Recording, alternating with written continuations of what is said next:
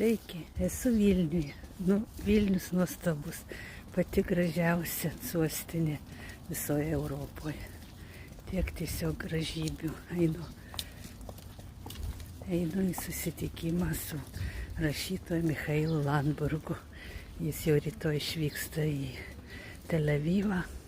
O štai ir jisai stovi prie viešbučio laukiamai. Štai tenais.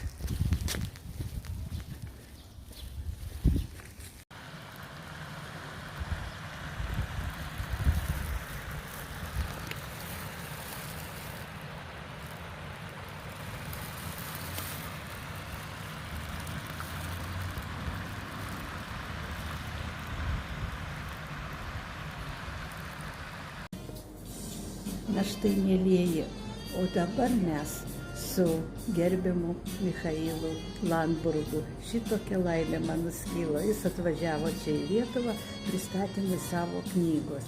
Ir jis pristatė lietuvių kalbą knygą žydų bendruomenėje. Čia yra didelė organizacija, mes dabar Vilniuje susitikom.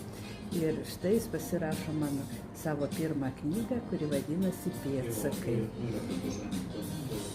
Žinokite, stebuklai vyksta, jūs tikite ar netikite. Ir štai aš jau susitinku su antru rašytoju iš Izraelio. Pirma buvo Irina Sapir, o dabar su Michailu Landburgu.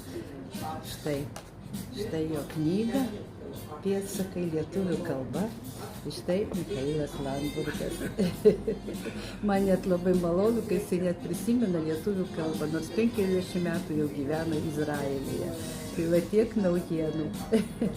Viso gero visiems. Dėkoju.